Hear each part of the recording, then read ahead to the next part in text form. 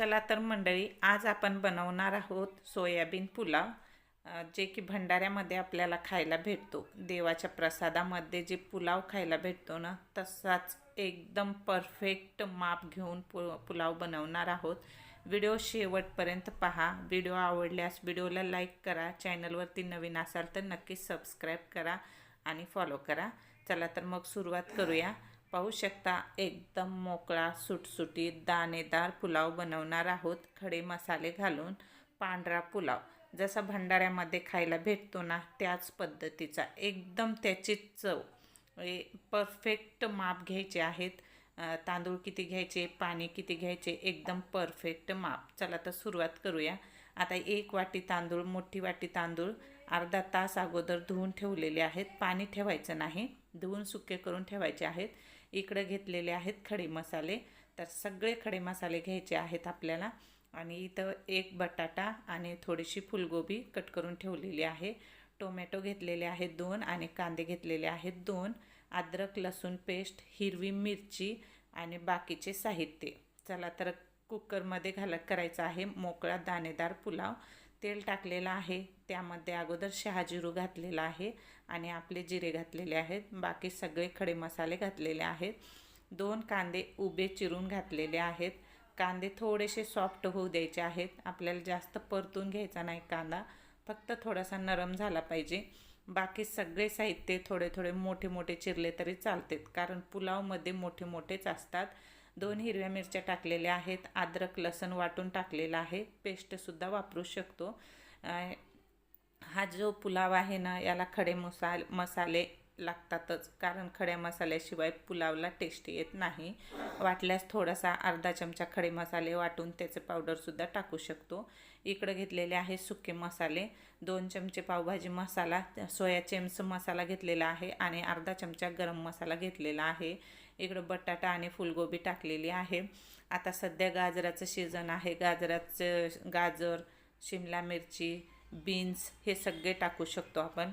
आपल्याला जे व्हेजिटेबल पाहिजे ते व्हेजिटेबल आपण याच्यात वापरू शकतो। त्यानंतर सोया चंक्स आहेत ना, ते शिजवून घेतलेले आहेत, थोडंसं मीठ टाकून एकदम नरम शिजवून घेतलेले आहेत, ते टाकलेले आहेत। त्यानंतर चवीपुरतं मीठ घातलेलं आहे, छान असं परतून घेतलेलं आहे 5 मिनटं। नंतर आपण अर्धा तास धुवून ठेवलेले तांदूळ होते, लांबडे तांदूळ आहेत बासमती, ते टाकलेले आहेत। तुम्ही साधे तांदूळसुद्धा वापरू शकता।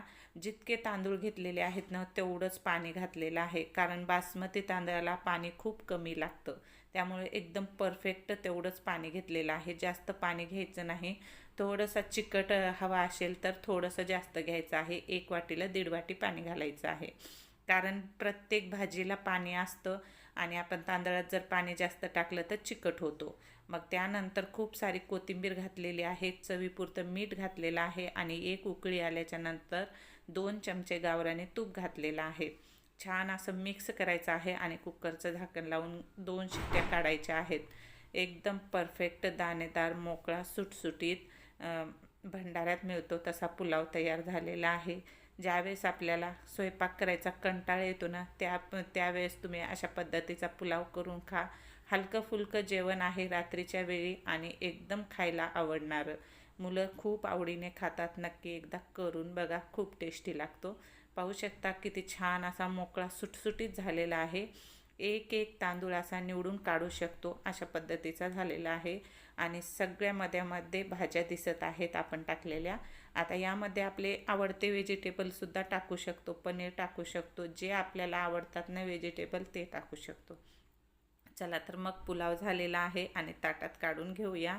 रात्रीच्या जेवणात करा, दुपारी करा, अचानक कोणी पाहुणे आले तर तेव्हासुद्धा करू शकतो। व्हिडिओ आवडल्यास व्हिडिओला लाईक करा, चॅनलवरती नवीन असाल तर नक्की सबस्क्राईब करा। अशाच नवनवीन रेसिपीसाठी आपल्या चॅनलला सबस्क्राईब करा। आणि तुम्ही व्हिडिओला लाईक करीत नाहीत, प्लीज व्हिडिओला लाईक करीत जा, लाईक करायला काहीही लागत नाही। फक्त सोयाबीन जे आहे ना, छान शिजवून घ्यायचे आहेत पाण्यामध्ये आणि त्यानंतरच वापरायला घ्यायचे आहेत। सोयाबीन अजिबात निबर राहू देऊ नका। चला तर भेटूया पुन्हा, बाय बाय।